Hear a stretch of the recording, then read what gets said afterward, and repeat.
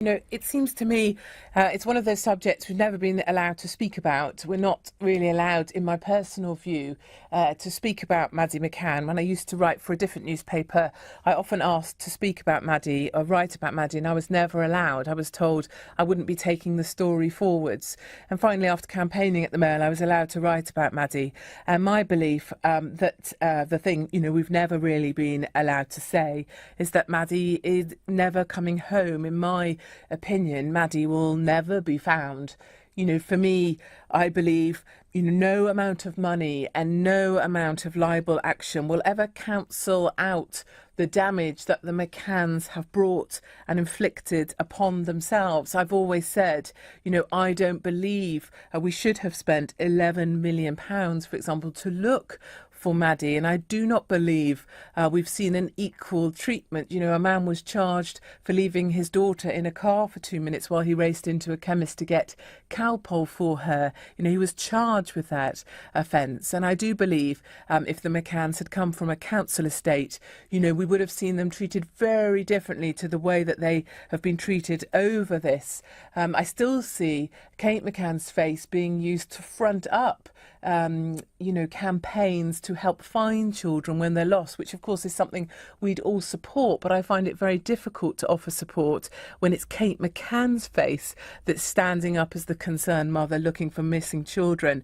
It seems to me that she's the very opposite person to use. I believe that was one of the least successful campaigns of all times. It strikes me the BBC, for example, were in on it as well. They had the Crime Watch programme for the McCanns where they released new photo fits that the McCanns had been sitting on for 5 years because they didn't want to release them at the time. It strikes me, speaking very openly here on national radio, live on the radio, that the McCanns were the ones that put their children in harm's way. They were the ones that went out for dinner and left their children without a babysitter. For me, I've always said the blame must sit with Kate and Jerry McCann. I have no problem with saying that either. I think when we give birth to children, when I gave birth to my first daughter, I remember waking up that morning, looking over, seeing this tiny little thing in this little cot next to me and thinking, oh my gosh, A, that's mine. B, how did that happen? I'm not old enough or sensible enough to have a baby. And C, you are born that day. You are born yourself, reborn with something called the fear. It's a fear. And it's with you every day, every minute, right now as I sit here. The fear. Are my children safe? Are they well? Telling them, reminding them, be careful how you cross the road when we just go to the spa. Look left and right at the zebra crossing because the drivers won't stop. It's the fear. It's that time in the supermarket where they're out of your sight for 1 second. I can feel it now. There's a prickle that comes on your palm, the thought that something bad might happen to your children. That's a feeling every parent knows. My 3 children still have their little bunnies, their little cuddle bunnies, and those bunnies are on their beds now. I can see them. I know what they look like. They're just rags, really.